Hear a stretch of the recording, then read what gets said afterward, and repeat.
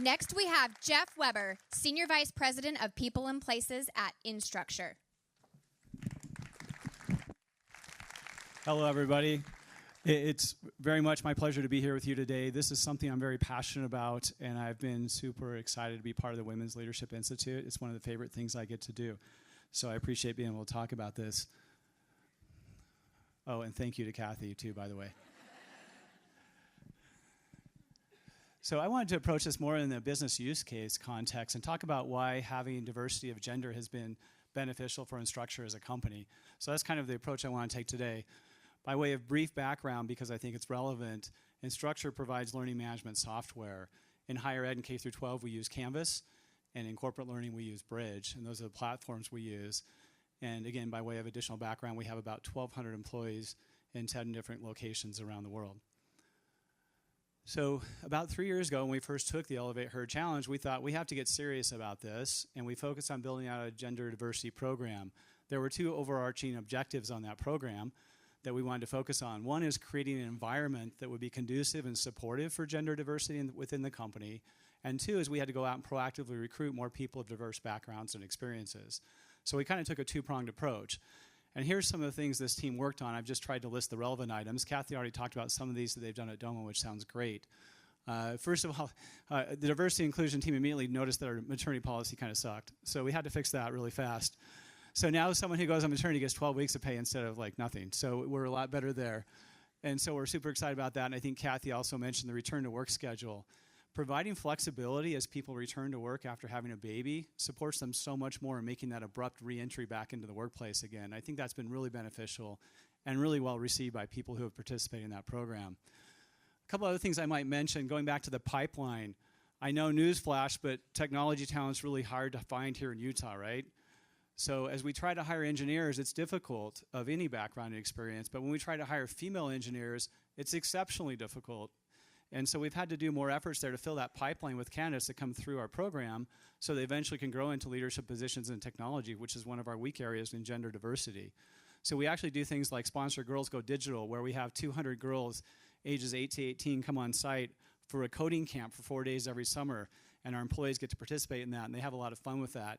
And I'll tell you what, there's some really sharp girls 8 to 18 that can code a lot better than I can. It's really impressive. Some other things, Kathy mentioned some things too. We wanted more clarity or more of a fair playing field on how to get advanced and promoted within the company. That was really important to people on the team. They don't want a disadvantage. They don't want an extra advantage. They just want to know what the playing field is and how to advance. And I think that's what everyone wants. They want fairness and equity across the board. And then a couple other things that they brought up is a career pathing tool. How do I know what other jobs exist in the company and how can I advance in those jobs? I'll show you a screenshot. They started working with our product team and started building a product that we're actually going to sell to our customers around career pathing. This is just one example. You can see up the top, career paths are no longer very much career ladders.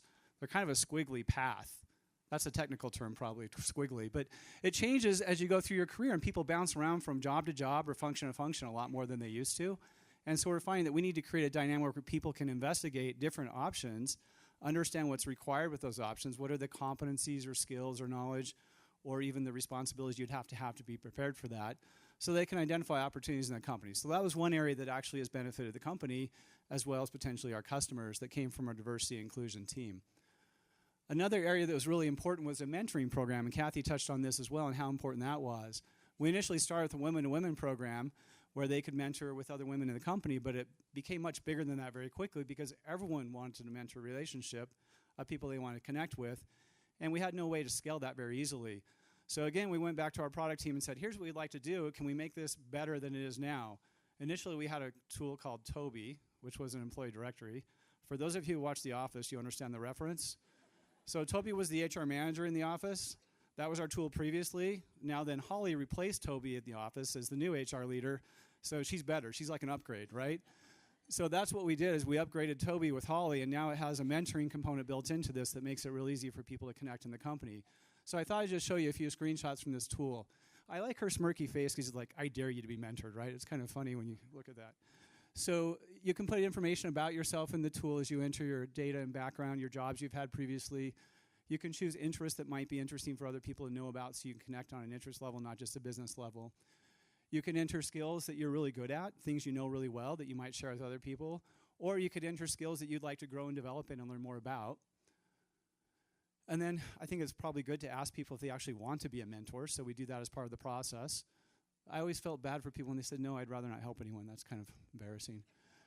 And then, do you want to meet new people? Because maybe you don't want to be part of a mentoring program, but you just want to meet people in other groups. Like, what do they do? What do they work on every day? I don't get to talk to them all the time. And so we set this up so it automatically connects people if they sign up. Someone different from each department gets assigned to someone different every month, so they can go to coffee or meet and talk about different things. And then you can search through the organization and find people and learn more about what they do. You can search by function through an org chart tool. And then once you find someone that you want to learn more about, you can see their personality, a bunch of information about them. And then the next step in that process, if you want to mentor with them, you can request a mentorship meeting. And as you do that, you fill out information about what you want to do in that meeting through our one-on-one app. And you can identify the agenda you want to talk about. And then you automatically get enrolled in one of our training courses through Bridge on how to be a mentor or how to be a mentee, so you're prepared for that conversation. So that's kind of the process we've gone through that I think has been really valuable, and that came as a result of our diversity inclusion program. So I know I have to wrap up. So really quickly, I think there's a strong business case for diversity inclusion programs. I think any company who expects to be long-term successful has to have some type of diversity inclusion program. In the talent market we're in today, it's truly a business necessity. So thank you very much.